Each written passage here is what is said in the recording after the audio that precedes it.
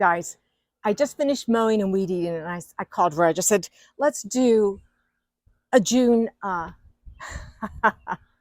garden walk. And There's so here it is. There's a little step there, honey. There's a step down that's not marked. Anyhow, so here we are. This is the rain barrel bed, and it just looks so lovely. And the other reason is my peonies are on their way out. They don't take the heat as well. They prefer 70-degree temps. And I have cut a lot of those marshmallow stage buds on all of my peonies, and they're in the refrigerator waiting for Lisa's arrival when she comes. But this is Sarah Bernhardt, which just holds up so well in a vase just for days and days and days. And thick, beautiful, fragrant blooms. Love her. This was White Festiva, which is a heritage white rose that has, I think it's the most fragrant. It's not a rose. It's not a rose, it's a peony. And it's the most fragrant. This came from my mom's yard, you know, who came from her mother. So one thing about your peonies, they grow. As long as they get full sun, they're not real fussy, a little bit of compost. And then this is Carl Rosenfeld, and another lovely, beautiful peony next to Carnaby. The clematis that are in bloom right now are really showing themselves. And again, it's the time, when it's timely, you just want to show how everything is looking. And I just love how Carnaby's performing. So she keeps her color really well, and she's nice in bouquets. I do have some scabiosa up here, or the pincushion flower. Oh, I noticed Veronica's starting to bloom, but everything looks lush and doing so well this morning. Oh, what are you looking at? Oh, the tomato. Tomatoes, this is that patio sunshine tomato, and it's blooming, you know, 18 by 18. I am looking forward to having a bite of those. As we go down in the garden, though, I have other things that are showing themselves, and some things that I don't think I've ever talked about, and that is this Black Tower elderberry. We got this at end of season, I don't know, 2 years ago. 2 years ago, yeah. And it didn't do much, but this spring it has really grown, and the color is dynamic. It definitely stays pyramidal. How high will it get? 6 feet tall, 3 feet wide, loves full sun, keeps the black shape, the black color. The more sun it gets, the black color it gets. And they do get a really, really pretty pink bloom, which it hasn't bloomed for us yet. We're hoping this year that this will do it, because I've seen such gorgeous growth. And then when those pink flowers go away, they're left with black berries. And they say you can eat them. I don't know, but I love the shape. You've never had like elderberry jam? It's like that, I think. I've never had elderberry jam. But what I like about this is made for small gardens, and it can be tucked in anywhere where you can get some full sun. And won't that be nice at 6 feet tall? Right beside it is our new, one of our new clematis planted early in late March, early April. That's Poet. I hope we get to see some blooms on them. But otherwise, this is a really gorgeous plant. Yeah. Zone 3 through 9, I believe. That's you know, it grows about anywhere, not hard to take care of. Look it up and maybe look for one, because it looks nice in a small space. As we come down here, you can see that the Japanese maple is looking terrific. And I have not gotten in there to lighten it up and get some air into it for circulation, let alone I like seeing the trunk. So I need to limit up a little bit and show this beautiful Pachysandra that looks under it. And then you can see the pond a little bit, which that Pachysandra is laying so nice. When you walk through here with that mint, it smells wonderful.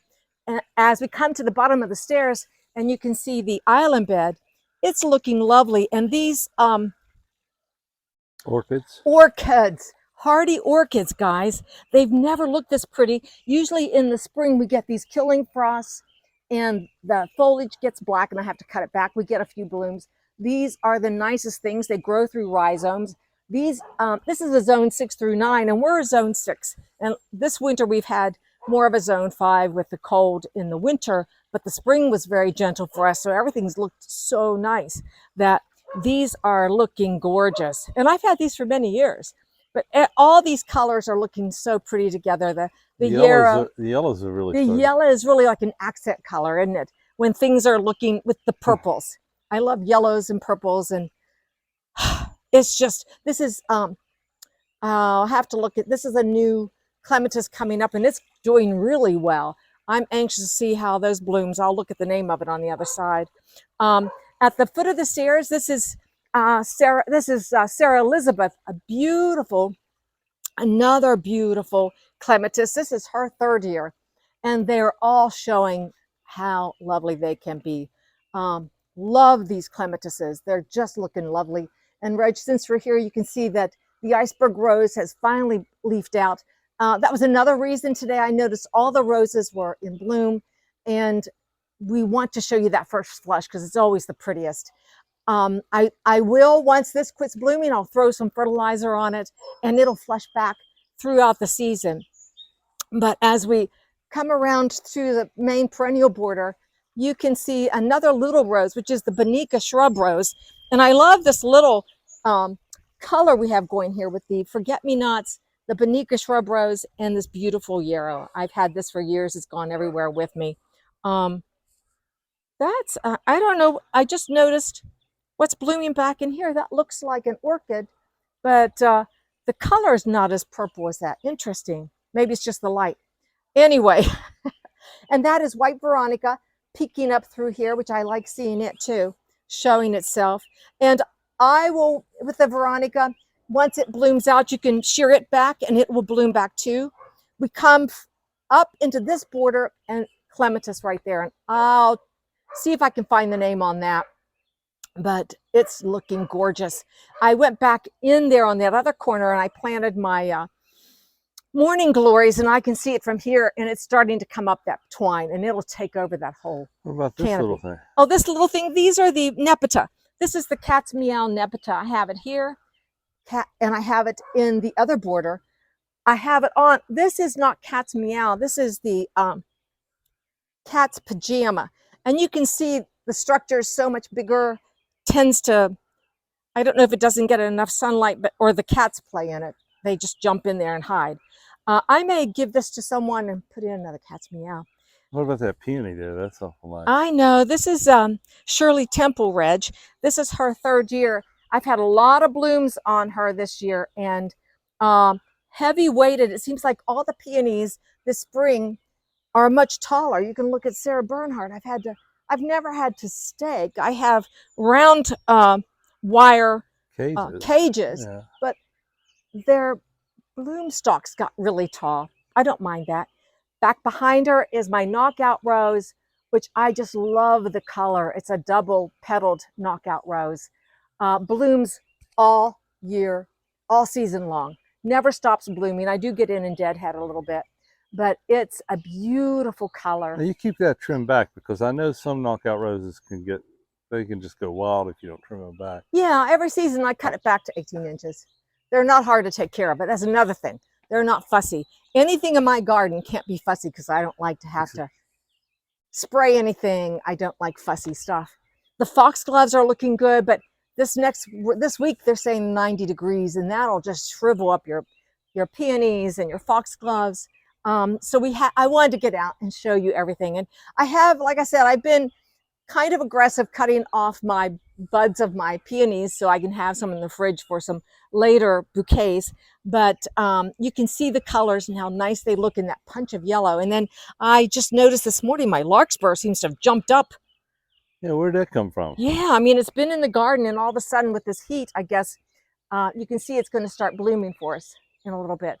I have larkspur. These are my winter sown larkspur. They're throughout the garden.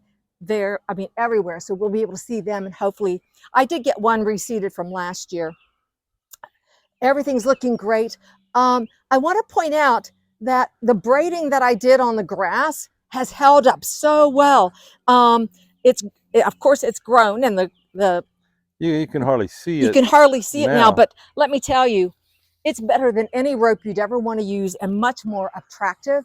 I don't have to have poles sticking here and string to hold it up. Try it. It's just going to be, I think. Do you have a video on that? I do. Oh, I do have a video. Yeah, I do have a video on braiding grasses, and it's really easy to do. Just braid it like some hair. and it'll work if you want something practical and looking pretty until, you know, the end of season, I hope. That's my first time to ever do that. I can smell the bee balm there. Look at the river. I know the river. Oh, there's some ducks, but all that you see on the river, that white, that's pollen. And it has been thick all spring. We just need a good rain to rinse everything off. And I don't see rain for the next 10 days, but it'll be all right. It'll be sunny and warm. We can get out and do some things. The shade garden's looking great. The ferns, these ostrich ferns have never been this tall since we've ever lived down here. Just like on steroids or something. I mean, I don't know why. Maybe, again, I still think it was that mild early spring without the snows and the killing frosts and the temperatures not really dropping down to where they would start up and then have to go, have to be cut off and start all over. Same thing with the hostas. Nothing had to be redone. I noticed my first year with my redbud tree, and there's a video on Barb and I planting that, and it's doing great. You know, I've tried to keep it watered. It's the first pre-season for it. So we usually have a little more rain than what we're having. I want to show you guys, if you haven't seen the video where Reggie made me this wonderful, this part of the tree has gone through a lot. This tree is 60 years old. I had a arborist come in last year. You know, John keeps telling me, Teresa, we're buying time. I said, I know, but I'm not ready to get rid of this willow tree. But anyhow, on this willow tree, on that part of the willow tree, was a big hole, and we had little varmints getting in it. And if you haven't seen the video where Reg surprised me with this wonderful little door, it's such a beautiful little interest. You can't see it for all those ferns. No, but it's nice to show it to people. And these ferns too are so tall, you can't even see my pretty basket. This is just an ostrich fern. And once you have them, and you know, we've had these ostrich ferns since we moved here, and this is what you have in 30 years, which I don't think is that aggressive or invasive. And they, you can remove them easily. You know, you just dig them up, but they haven't spread, to my feeling at all, that it's not attractive, particularly in this area around the tree. Anyhow, the shade garden's looking great. I still haven't found my tree that I want here.